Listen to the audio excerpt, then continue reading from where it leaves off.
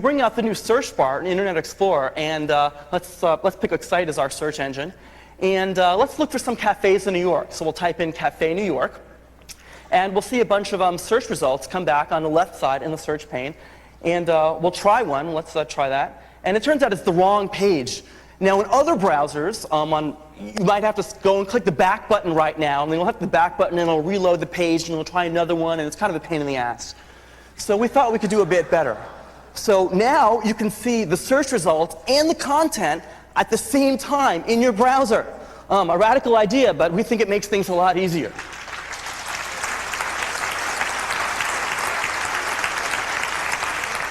And I'll tell you, the day that this feature appeared in the beta of Internet Explorer, I threw out everything else on my machine and haven't used another product since.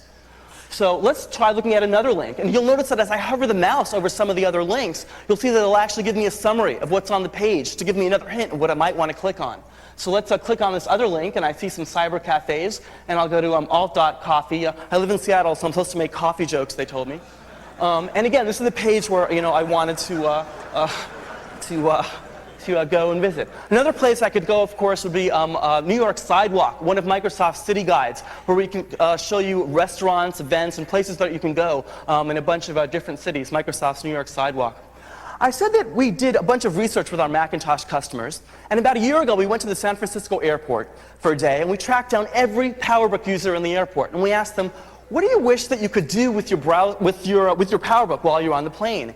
And people said to us, well, I really wish I could browse the web. But like I'm ever going to be able to do that. Well, you can. Because in Microsoft Internet Explorer, you go to the File menu, and you pick Save, just like you'd expect in a Macintosh application. And you can save an entire website to your hard disk in just one file, what we call a web archive file. And you can save sounds or images or links, however deep you want to do that. And it actually takes a while, so we're going to cancel that right now. And I actually did this before we started the demo, before we started the show this morning. So let's go and pull the network cable out of the iMac right now to show you that we're not making this up. iMac out. And let's look at New York Sidewalk again, while we're not connected to the internet. So let's look at some restaurants. We can look at some restaurants maybe for Internet Explorer. I think we have some restaurants specially selected for Bastille Day. We can look at events that are going on inside of New York or other places that you can go, all without being connected to the internet, because I just went to the File menu and picked Save. And that's actually available first and available only in the Macintosh version of Internet Explorer.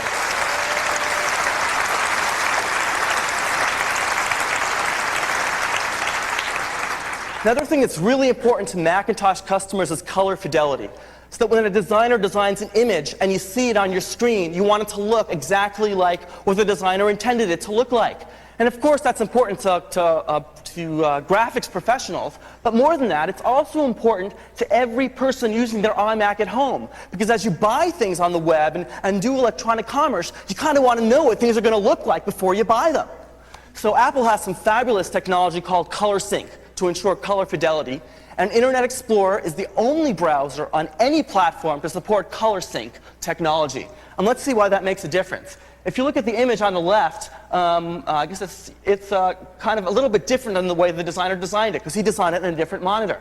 So it's, if you look at the leaves on the bottom, they're kind of too saturated. And if you look at the lion's faces, they're kind of a bit too green. So it doesn't look very good.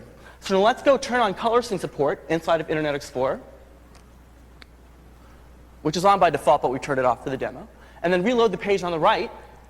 And now you can see the image exactly like what it's supposed to look like. The things look a lot better. Maybe it's hard to see on the barcode, but if you saw it on the iMac where we're demoing it right here, you'll see that it looks exactly like what it's supposed to look like.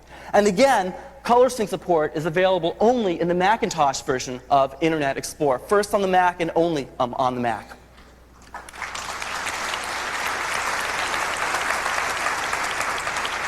So that's been some of the work that we're doing in Internet Explorer. And I've talked about what we're doing now, and I want to talk a little bit maybe of what's coming up for Microsoft in the future, if you want to hear that. A few people. Okay. One of the things we've just done at Microsoft is actually reorganize our Macintosh groups. We've taken the 200 people working on Macintosh software today at Microsoft and put them into one organization, my group, the Macintosh Business Unit. And the reason we did that is because we think if we can get all the Macintosh fanatics at Microsoft, and there are a lot of us together, we can share a lot of great ideas and make sure that the innovations that we come up with are available throughout our Macintosh product line.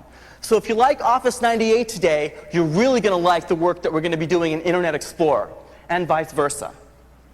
And another reason that we think that that's really great is that I can now make this promise to you that Microsoft will never again ship ported versions of Macintosh applications.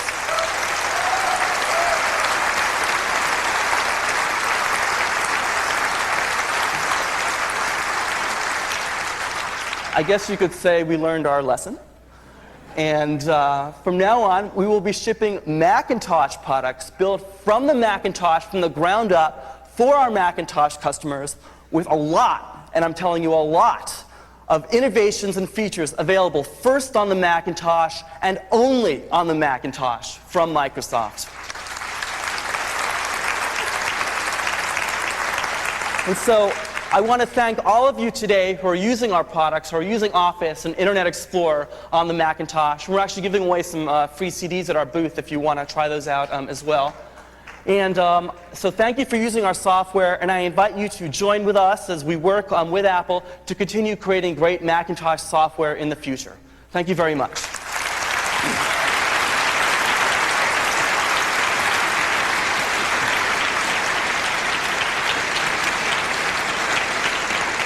Thank you, Ben. You know, when we announced this partnership a year ago, I was trying to think of analogies. I thought, well, Nixon goes to China, or Reagan and Gorbachev, but then somebody had to be Nixon, you know? And so, or Ronald. And so I don't know what the right analogy is. I guess it's just Apple working with Microsoft to bring some great products to our customers, and I feel really good about this. So, we've been doing a lot in the last year with Microsoft and with others. And we announced, as I said, we announced the iMac on May 6th. Now that was just 9 weeks ago today, exactly 9 weeks ago. That is 63 days ago.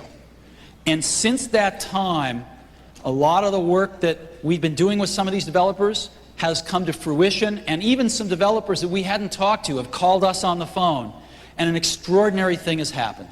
I'm really happy to tell you today that in the last 63 days since the iMac has been launched, over 177 apps have been announced for the Mac. Huge. So these are totally new apps, they're upgrades, the whole bailiwick, 177 new commits for apps to the Mac since iMac was launched. Now I've got about 20% of them I just wanted to run through with you. Obviously, some great internet software. You heard about a new version of IE. America Online's got a great version for the Mac of their new browser that's terrific, much better than their prior version. On the web, we've got some great software to create websites. You know, Electrifier, NetObjects Fusion, and Cyber Studio Go Live, and they've got a new consumer edition of this product out, and it's great. In our core publishing market, Adobe shipping a landmark upgrade, Photoshop 5, that's been extraordinarily well received by our customers. Corel coming out with the Draw and Paint programs. Some fantastic stuff from Meta Creations, some upgrades like SuperGoo, and some totally new products like Show, 4 new products from Meta Creations. And some products in the audio and video space, and the most important of those is Avid Cinema, but Cubase's product to create audio is also stunning. And these are great, great products. In the productivity space, new version of ClarisWorks renamed AppleWorks, Quicken 98 Deluxe, and Britannica is now on the Mac. Some utilities, we've got Norton Antivirus and Conflict Catcher have been announced. And we've been really working on some games. For some reason, the past senior management teams didn't like games. I don't know why, but we do. And we've been really trying to get some games back on the Mac, and we're doing great on this. First of all, the X-Files game, which is really hot, is coming out on the Mac. 3 of the great fantasy games, Riven, Legacy of Time, and Douglas Adams' Starship Titanic, all coming on the Mac or are on the Mac today with new versions. Star Wars, right? LucasArts coming back on the Mac, as well as 2 great Star Trek titles from Macsoft. Civilization, great shoot-'em-up titles. And these are 2 incredible ones, actually. Real Pool is an incredibly cool 3D pool game. Now, Deer Hunter I haven't played. I'm a vegetarian. But I'm told that this is incredibly popular, probably in the Midwest, with the guys. But if you have a rifle in your truck, you ought to check this out. Okay, Tomb Raider. Super hot game. Lara Croft coming to a Mac near you, and we are extremely excited. The whole Tomb Raider series is coming over, and we're extremely excited about this. And that's a lead-in to basically your teenage boy games. And we've got a lot of them, you know, a lot of them. And so we hope we can keep our teenage boys in our market very, very happy with these games. We think they're going to be very cool. But we also have some girls in our audience. And Mattel has announced that they're bringing their 3 most popular Barbie titles over. And when your daughters are done with them, they can get a cosmopolitan virtual makeover. Also coming to a Mac near you. Some fantastic young learning software. Sesame Street coming back to the Mac. Some fantastic stuff. Dr. Seuss Rugrats, incredibly popular and good software. Kid Pix, again, incredibly popular software coming back to the Mac. Some fantastic reading software, the Reader Rabbit series, as well as some other reading software that's terrific. And some math and some history software. Again, edutainment and educational coming back to the Mac. Also some terrific games. So I think we've got a tremendous complement of stuff from some tremendous developers coming back in these areas. And again, this is like 20% of what's been announced in the last 63 days. But in addition to software delivered on CD-ROMs, there's also been a lot of online software that has been introduced. And we want to highlight one today that we're super excited about, a company that I've had a long partnership through my association with Pixar, which is the Walt Disney Company. And Disney's doing some fantastic stuff, and one of the coolest things they're doing is Blast Online. And it is my pleasure right now to introduce Richard Wolpert, the president of Disney Online, to announce what they're planning on doing with us on the iMac. Richard? Thank you. How you guys doing? I always feel like a little bit of a rock star. I want to say, good morning, New York! Steve talks about people coming back to the Mac, and for me, this is an exciting day for a couple reasons. And one of them is I actually started my career at Apple in 1985, and I was going through one of my old boxes of stuff over the weekend. You guys aren't going to be able to see it, but I actually found, I don't know if it's legal that I kept this, Steve, but I found my employee badge from 1985, and here it is. And I realized 2 things when I